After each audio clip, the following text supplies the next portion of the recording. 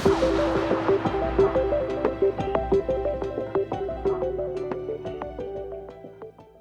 ഏത് social media networking നമ്മൾ എടുത്ത് നോക്കിയാലും ആരോഗ്യ മേഖലയിലൊക്കെ ഉള്ള ടിപ്സാണല്ലോ കൂടുതൽ നിൽക്കുന്നത്. അതിനകത്ത് ഒരുപാട് തരത്തിൽ എങ്ങനെ ഡിസ്കിനെ ചികിത്സിക്കും, ഡിസ്കിൻ്റെ ചികിത്സാ രീതികൾ എന്താണ്, ലോകമെമ്പാടുമുള്ള ചികിത്സാ രീതികൾ പലപ്പോഴും നമ്മൾ കണ്ടിട്ടുണ്ട്. ഒരു ഉള്ളി കണക്കുള്ളൊരു സാധനം കൊണ്ട് നട്ടലിൽ അടിക്കുന്ന ഒരു ചൈനീസ് നാട് പോലുള്ള നാട്ടിലെ ചികിത്സ, പലതരത്തിലുള്ള ചികിത്സകൾ ഈ നടുവേനെ ബന്ധപ്പെട്ടിട്ട് പ്രചാരത്തിൽ ഇങ്ങനെ യൂട്യൂബിൽ കാണിച്ചുകൊണ്ടിരിക്കും. സോ ആക്ച്വലി പൊതുജനം എനിക്ക് തോന്നുന്നു കൺഫ്യൂസ്ഡ് ആണ്. ഇതെന്താണ് ഈ വിഷയം, എങ്ങനെയാണ് ഇതിനെ കൈകാര്യം ചെയ്യുക, നടുവേദന വന്നാൽ ഇതാണ്. ഒന്നാമത്തെ പ്രശ്നം, നടുവേദന എന്ന് പറയുന്നത് എപ്പോഴും ഡിസ്കിൻ്റെ പ്രശ്നമല്ല. ഏതൊരു വേദനയും നമ്മുടെ ശരീരം നമ്മളിലേക്ക് പറയാൻ ഉദ്ദേശിക്കുന്നൊരു കാര്യമാണ്. അതായത് ഈ വേദന അല്ലെങ്കിൽ പനി എന്നൊക്കെ പറയുന്നത് ശരീരം നമുക്ക് തരുന്ന സൂചനയാണ്. അതായത് നിങ്ങളുടെ ശരീരത്തിൽ എന്തോ ഒരു പ്രശ്നമുണ്ട്, ഒരു ബുദ്ധിമുട്ടുണ്ട്. അത് ഞാൻ ആ ശരീരം എന്ന് പറഞ്ഞ് ആ ഒരു പീസ് ഓഫ് ആർട്ട് നമ്മളിലേക്ക് പറയുകയാണ്, സി പ്ലീസ് ടേക്ക് കെയർ, എനിക്ക് എന്തോ ഒരു പ്രശ്നമുണ്ട്, അതുകൊണ്ടാണ് ഞാനിവിടെ വേദനയായിട്ട് വരുന്നത്. അപ്പോൾ വേദനയ്ക്കൊരു കാരണമുണ്ടാകും.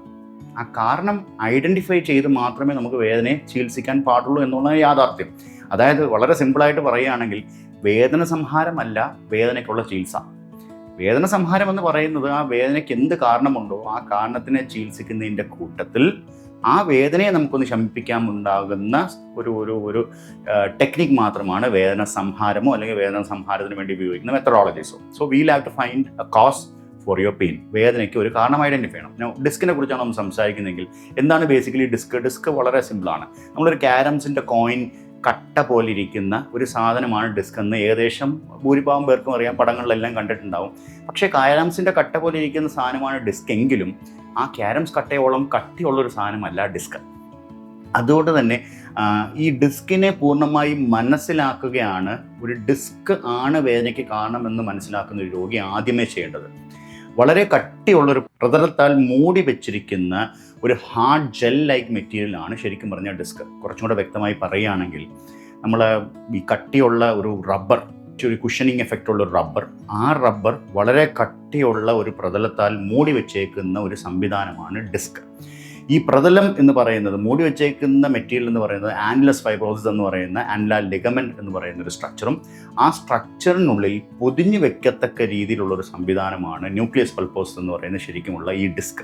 ഈ ഡിസ്ക് വെളിയിലോട്ട് ഒഴുകി ഇറങ്ങാതിരിക്കാൻ വേണ്ടിയിട്ടാണ് ഈ ആനുലസ് ഫൈബ്രോസിസ് എന്ന് പറഞ്ഞ മെറ്റീരിയൽ കൊണ്ട് ഈ ഡിസ്കിനെ മൂടപ്പെട്ടിരിക്കുന്നത്. എന്നിട്ട് ഇത് രണ്ട് കസേരകൾക്കിടയിൽ വെക്കും. ഇടയിൽ വെച്ചാൽ നമ്മൾ ചെയ്യുന്ന എന്ത് കസരത്തുകളും ഈ നട്ടൽ അമുങ്ങുന്ന അവസ്ഥയിൽ ഷോക്ക് അബ്സോർബിങ് എഫക്റ്റ് കൊടുക്കുന്ന സാധനമാണ് ഈ ഡിസ്ക് എന്ന് പറയുന്ന മെറ്റീരിയൽ. അതുകൊണ്ട് തന്നെ നമ്മൾ ആദ്യമേ നമ്മുടെ മനസ്സിൽ നിന്ന് മനസ്സിലാക്കേണ്ടതെന്ന് പറഞ്ഞാൽ ഈ ഡിസ്ക് തെറ്റി അങ്ങോട്ട് മാറില്ല. ഒറ്റയടിക്ക് ഒരു ക്യാരംസ് കട്ട തെറ്റിപ്പോകുന്ന സാധനമല്ല ഈ ഡിസ്ക്.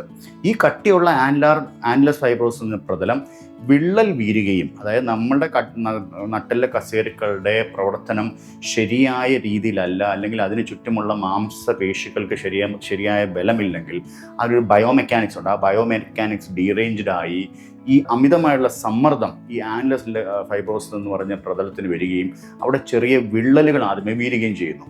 ഈ വിള്ളലുകളിലൂടെ ഊർന്നിറങ്ങുന്ന ഈ അകത്തുള്ള ആ സോഫ്റ്റ് ലൈക്ക് ഹാർഡ് ലൈക്ക് ഒരു റബ്ബറൈസ്ഡ് മെറ്റീരിയലിനെയാണ് നമ്മൾ ഡിസ്ക് എന്ന് പറയുന്നത്. അപ്പോൾ ആ വിള്ളലുണ്ടാക്കണം.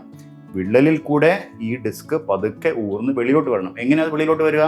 അത്രയ്ക്കും പ്രഷേഴ്സ് നമ്മുടെ കസേരകൾക്കിടയിൽ ഈ ഡിസ്കിന് മേളിൽ ഉണ്ടാവണം. സമ്മർദ്ദം ഉണ്ടാകുമ്പോൾ ഇവൻ പതുക്കെ തെള്ളി വെളിയിലോട്ട് വരും. ഈ തെള്ളി വെളിയിലോട്ട് വരുമ്പോൾ ആ നാഡീഞരമ്പിൻ്റെ സെഗ്മെൻറ്റിൽ നിന്ന് വരുന്ന ശിഖരങ്ങളിൽ ഈ ഡിസ്ക് തട്ടിയാൽ ആ നാഡീഞരമ്പിന് മേളിൽ വരുന്ന ഇറിറ്റേഷനാണ് നമുക്ക് വേദനയായും കാലുകളിലേക്ക് പ്രവഹിക്കുന്ന വേദനയുമായിട്ടൊക്കെ ആദ്യമേ നമുക്ക് വരുന്നത്.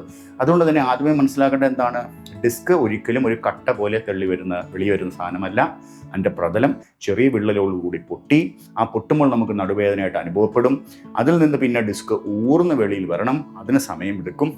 അല്ലെങ്കിൽ അത്രയും പ്രഷറൈസ്ഡ് ആയിട്ടുള്ളൊരു ട്രോമ, ഒരു അപകടാവസ്ഥ നട്ടലിലേക്ക് വരണം. അപ്പോൾ ഈ ഊർന്ന് വെളിയോട്ട് വന്നാൽ അത് ഏത് നാഡീഞരമ്പിൻ്റെ ഭാഗത്തേക്ക് അതിനെ അമക്കപ്പെടുന്നു, ആ നാഡീഞരമ്പിൻ്റെ ശിഖരങ്ങൾ എങ്ങോട്ട് ട്രാവൽ ചെയ്യുന്നു, അത് ഏത് കാലിൻ്റെ ഏത് ഭാഗത്തോട്ട് ട്രാവൽ ചെയ്യുന്നു, അവിടത്തേക്ക് വേദന ഇറങ്ങുന്നു. ഇതിനെയാണ് നമ്മൾ ഡിസ്ക് ബൾജ് എന്ന് പറയുന്നത്. അതുകൊണ്ട് തന്നെ ഈ ബൾജായ ഡിസ്കിനെ പിടിച്ചിടാം അല്ലെങ്കിൽ തിരിച്ചുള്ളിലോ കയറ്റി ഇറക്കാം എന്ന് പറയുന്നത് ന്യായമായുള്ളൊരു സയൻസ് അല്ല. ഒന്നാമത്തെ വിഷയം അത്. അപ്പോൾ ഈ ഡിസ്ക് മെറ്റീരിയൽ അമിതമായ ആ ഞരമ്പിൻ്റെ മേളിൽ വന്ന് അമുക്കുകയും ഞരമ്പിന് മേൽ സമ്മർദ്ദമുണ്ടാക്കി ഞരമ്പിന് വേദന, പിന്നെ കഴപ്പ്, തളർച്ച എന്നുള്ള ലെവലിലേക്ക് വരികയാണെങ്കിൽ ആ ഞരമ്പിനെ രക്ഷിക്കാൻ സർജറി അല്ലാതെ വേറെ മാർഗ്ഗമില്ല. കാരണം ഞരമ്പിന് മേളിൽ ബാധ്യത വന്നു കഴിഞ്ഞാൽ ആ ഞരമ്പിനെ രക്ഷിക്കുക എന്നുള്ളതാണ് നമ്മുടെ പ്രഥമമായിട്ടുള്ള കടമ. അപ്പോൾ അതിന് ആ ഡിസ്ക് തള്ളി നിൽക്കുന്ന ഡിസ്കിനെ നമ്മൾ എടുത്തു മാറ്റുക തന്നെ ചെയ്യണം. അത് സർജറിയിലൂടെ മാത്രമേ നമുക്ക് പറ്റുകയുള്ളൂ. എന്നാൽ എല്ലാ കേസുകളും സർജറി ഇൻഡിക്കേറ്റഡ് ആവുകയുമില്ല. എല്ലാ ഡിസ്കിൻ്റെ തള്ളലും സർജറി ഇൻഡിക്കേറ്റഡ് ആവില്ല. ഞരമ്പിന് മേൽ അമിതമായുള്ള ബാധ്യത വരുന്നില്ല. ചെറിയ വേദനയുടെ ഘടകങ്ങൾ മാത്രമുണ്ട്. അത്തരത്തിലുള്ള അവസ്ഥകളിൽ നമുക്ക് വേറെ പല ചികിത്സാ രീതികളുണ്ട്. ഇപ്പം നമ്മളിവിടെ പ്രചാരത്തിൽ കൊണ്ടുവന്നിരിക്കുന്നത് ഫിസിയോതെറാപ്പി പോലുള്ള ചികിത്സകളിൽ ഡീകംപ്രഷൻ എന്ന് പറയുന്ന തെറാപ്പിയാണ് നമ്മളിവിടെ ഡിസ്കഷൻ പോയിന്റിൽ വന്നിരിക്കുന്നത്. അപ്പോൾ ഡീകംപ്രഷൻ എന്ന് പറയുന്ന തെറാപ്പിയിലൂടെ ഈ ഡിസ്കിലിടയിൽ വന്നിരിക്കുന്ന സമ്മർദ്ദത്തെ രണ്ട് കസേരകൾ തമ്മിൽ അകലുന്നൊരു ഫോഴ്സ് കൊടുത്ത് ആ ഒരു തെള്ളി വെളിയിൽ വന്ന ഡിസ്കിന് ഒരു ഇൻസക്ഷൻ ഫോഴ്സ്, ഒരു വാക്വം സക്ഷൻ ഫോഴ്സ് കൊടുക്കുകയും ചെറുതായിട്ടെങ്കിലും ആ ഊർന്നിറങ്ങി വന്നിരിക്കുന്ന ഡിസ്ക് ഉള്ളിലേക്ക്, ആ ആൻഡുലർ ഫൈബ്രോസിസ് എന്ന ലിഗമെന്റിന്റെ വിള്ളലിലൂടെ ഉള്ളിലേക്ക് ഒന്ന് വലിയാൻ സാധിച്ചാൽ ഞരമ്പിന് മേളിലുള്ള സമ്മർദ്ദം കുറയുകയും വേദന കുറയുകയും ചെയ്യുന്നു. ഇതാണ് ഡീകംപ്രഷൻ എന്ന് പറയുന്ന ചികിത്സ കൊണ്ട് നമ്മൾ ഉദ്ദേശിക്കുന്നത്. പിന്നെ ഡീകംപ്രഷൻ എന്ന ചികിത്സ ഒരു പുതിയ ചികിത്സ രീതിയോ അങ്ങനെയൊന്നും അല്ല. 1985 ഡോക്ടർ അലൻ ഡയർ എന്ന് പറയുന്ന ഒരു ഡോക്ടറാണ് ഈ ഡീകംപ്രഷൻ തെറാപ്പി ആദ്യമായിട്ട് അദ്ദേഹത്തിൻ്റെ കൺസെപ്റ്റിൽ കൊണ്ടുവരുന്നത്. അത് 1991 അല്ലെങ്കിൽ 1891 ആണെന്ന് തോന്നുന്നു. അദ്ദേഹം ആദ്യമായിട്ടുള്ള ഡീകംപ്രഷൻ ടേബിൾ ഉണ്ടാക്കി. അന്ന് തൊട്ടേ ഈ ഡീകംപ്രഷൻ തെറാപ്പി, അതിനെയാണ് നമ്മൾ പല വകഭേദങ്ങളായിട്ട് വെയിറ്റ് ഇട്ട് കിടത്തുക. അപ്പോൾ ഡിസ്കിനൊക്കെ പണ്ട് നമുക്ക് എല്ലാവർക്കും അറിയാം, നമ്മൾ കുറേ നാൾ വെയിറ്റ് ഇട്ട് കിടത്തുന്നു എന്ന് പറയുന്നത്. ഈ വെയിറ്റ് ഇട്ട് കിടത്തുന്ന എന്ന് പറയുന്നത് ശരിക്കും പറഞ്ഞാൽ ഒരു സോർട്ട് ഓഫ് ഡീകംപ്രഷൻ തെറാപ്പിയാണ്. അതായത് കസേരകൾക്കിടയിലുള്ള മർദ്ദത്തെ വലിവിലൂടെ കുറയ്ക്കുകയും ആ വലിവ് വരുമ്പോൾ ഡിസ്കിന് ഉള്ളിലേക്ക് കയറി നിൽക്കാൻ ഒരു ചെറിയ സാഹചര്യം ഉണ്ടാവുകയും ചെയ്യുന്ന അവസ്ഥയാണ് ഡീകംപ്രഷൻ തെറാപ്പി. അതൊരുപാട് റിസർച്ചുകൾ വന്ന് ഇപ്പോൾ അതിന് നൂതന വെറൈറ്റി, ഇപ്പോൾ ഞാൻ അടുത്ത് നിൽക്കുന്ന ഈ റോബോസ്പൈൻ ഡീകംപ്രഷൻ മെഷീൻ എന്ന് പറയുന്നത് ഇതൊരു നൂതന വെറൈറ്റിയാണ്. എന്ന് വെച്ചാൽ ഇതിൽ നമുക്ക് ഏത് ഡിസ്കാണോ രോഗിക്ക് തള്ളിയിരിക്കുന്നത് ആ ഡിസ്കിൻ്റെ ഡീറ്റെയിലിംഗ് നമ്മൾ കമ്പ്യൂട്ടറിനകത്ത് എൻ്റർ ചെയ്ത് ഇത്രയും ഡിസ്ക് തള്ളിയ ഭാഗമാണ് എന്ന കമ്പ്യൂട്ടറിലേക്ക് നമ്മൾ ഇൻപുട്ട് കൊടുത്തു കഴിഞ്ഞാൽ ഈ പേഷ്യൻറ്റിൻ്റെ വെയിറ്റിന് അനുപാതമായി എത്ര ശതമാനം ഫോഴ്സ് കൊടുത്ത് ഈ കസേരകളെ നമുക്ക് അകറ്റി വലിക്കാം.